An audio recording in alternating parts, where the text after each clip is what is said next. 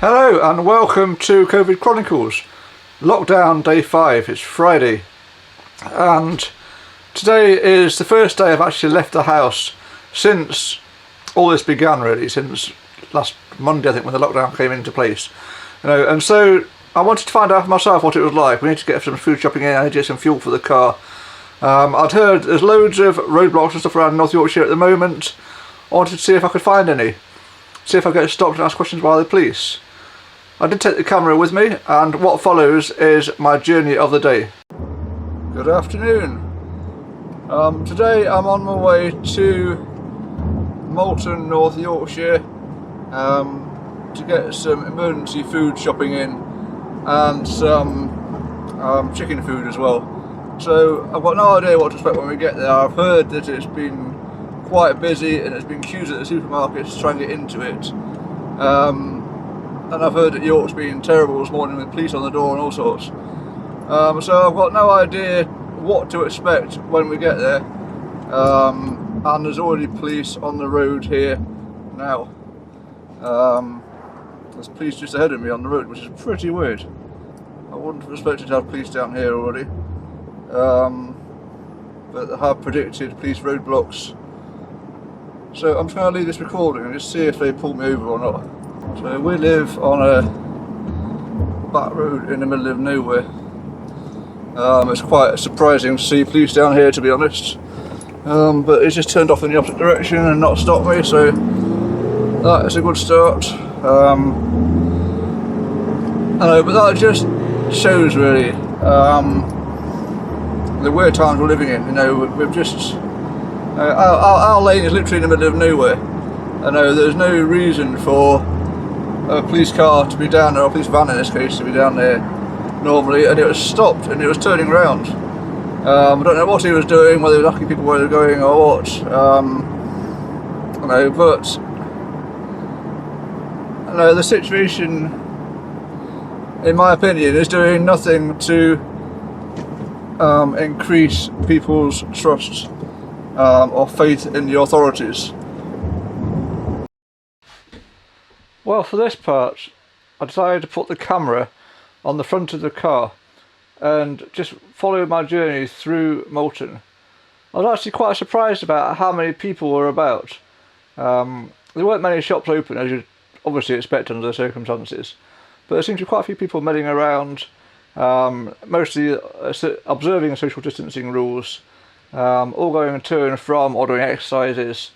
So I wanted to head down to Asda next, which was just around the corner from the post office where I started, and now have a look what the situation there is. I need to get some food in, and I wanted to find out whether A, there was a big long queue or not, B, whether they had any stock in, or C, whether it was actually worth my bother going there at all, because I'd heard from earlier on in the day that there were big queues outside all the supermarkets, and people had gone home and not bothered going to the shops at all. However, we did need a few bits of shopping to get in, and I wanted to see for myself what it was like. So for the sake of this video, the video itself is actually sped up by 200%, hence things look a bit fast on here, just so not to bore you to death with what's going on. You can see that people coming and going all over the place. I was quite surprised to see buses running, to be honest, because the buses were, I'd expected them to be closed and no one to be going on them at all. So it's pretty much impossible to observe social distancing on the bus. But anyway, you can see here now as we're just pulling into Asda car park. There's quite a small Asda and it's a small car park here. So it's impossible parking wise to observe distancing because there's just too many cars for the amount of space. And you can just see as we're coming up here, there's a queue of people on the left hand side, all roughly 2 metres apart, all waiting to go to social distancing. And on the door on the right hand side, you can't quite see it now, there was somebody marshalling people in and out of the shop to allow us to come in and out of there.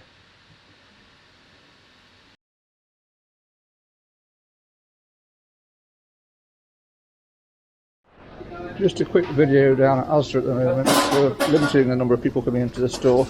The stocks are quite good though. And although they're lower than usual, but they're actually quite good. And we got in here quite quickly, sort of within 10 minutes today.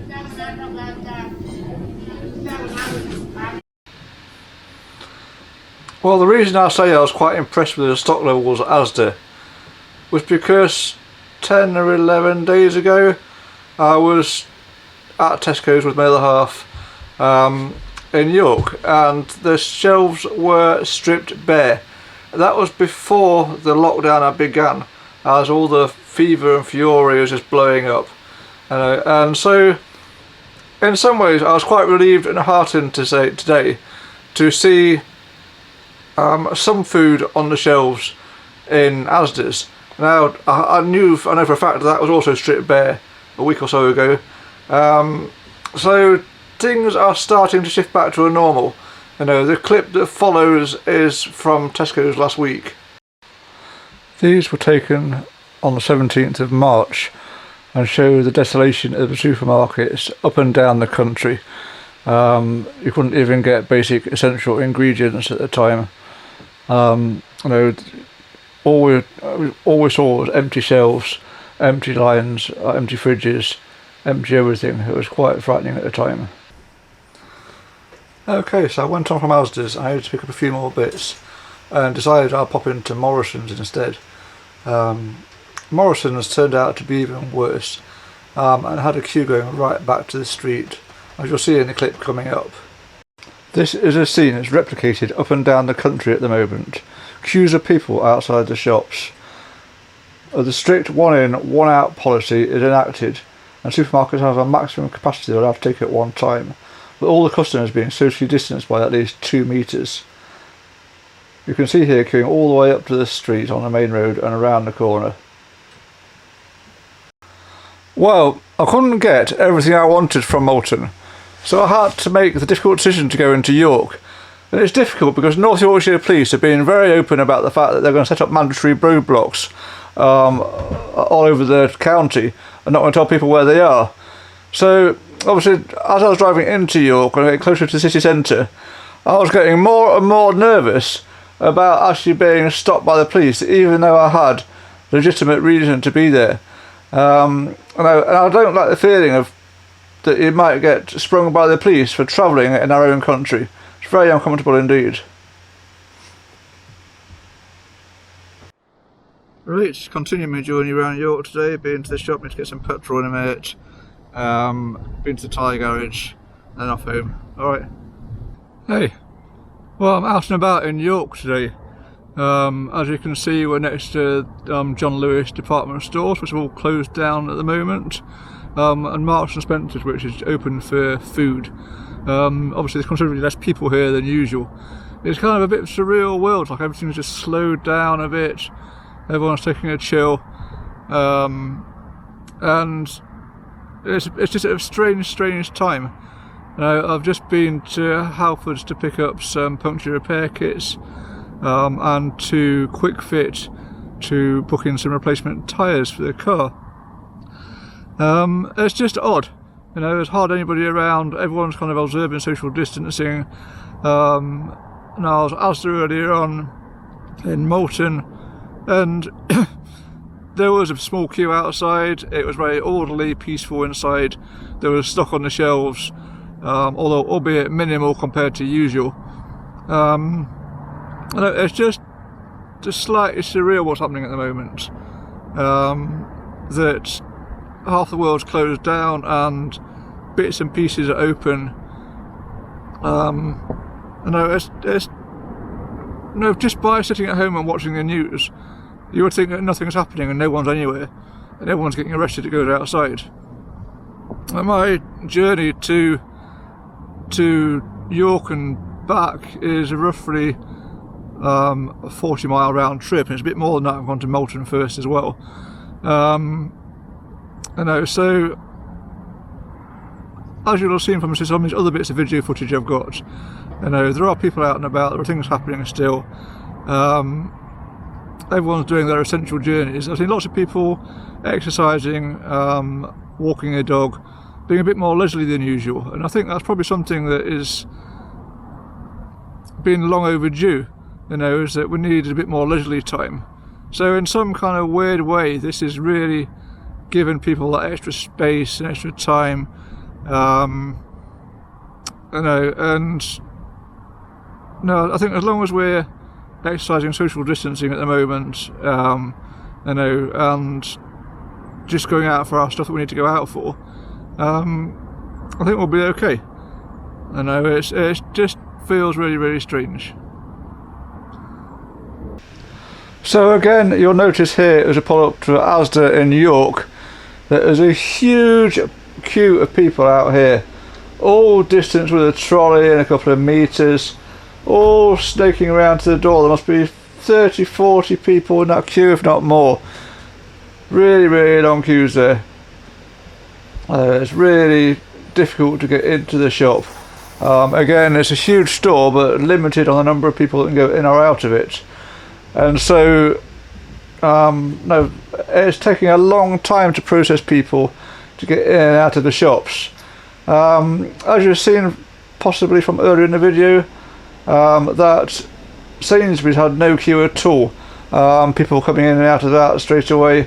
So it's probably going to be efficacious to just shop around and look for where you want to go shopping at the moment, because you probably end up going to the places that have got the shorter queues. Certainly I will be doing. There's no way I'm standing in a queue of 40 or 50 people. So even if it means spending a bit more money, I will go to a different shop to actually get on with that and to get the shop done.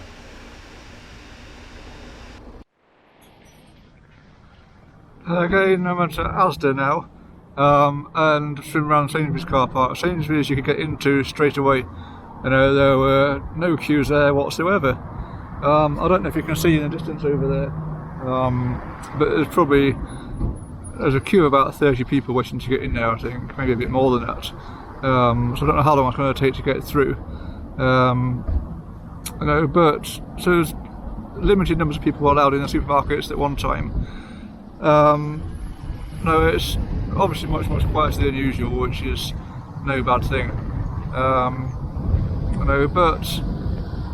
It seems like if you pace your shopping, go to the right places at the right time. So don't all rush there in the morning. No, I don't think you need to do that anymore. I think that there's enough stuff for everybody. We don't all need to arrive at 9 o'clock anymore. Having been around the supermarkets now, I know there's food on the shelves. There are toilet rolls, there are soaps and other things like that. So just go back to your normal shopping patterns a bit.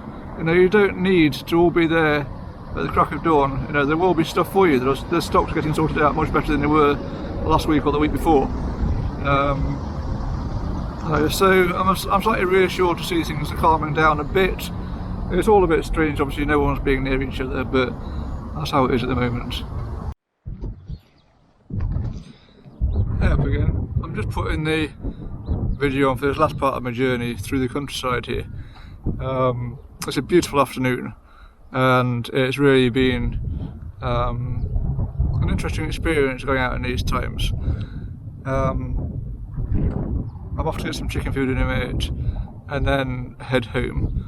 I am sticking to the rules of doing necessary journeys and keeping myself to myself, but also I'm going to blog the experience along the way as well. I think it's interesting times we're living in. I think we need to try and find the joy in the journeys that we can do, and we're being blessed with good weather, if nothing else at the moment. So I hope that we can reach a point where we can somehow live with this weird situation we're in. We can spread our shopping out over different parts of the day, so we're not all going at the same time. I think it would be good for the government to slightly relax the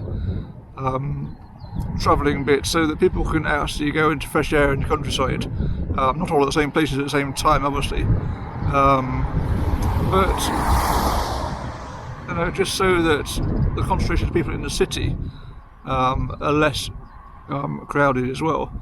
So I think that there needs to be a compromise situation.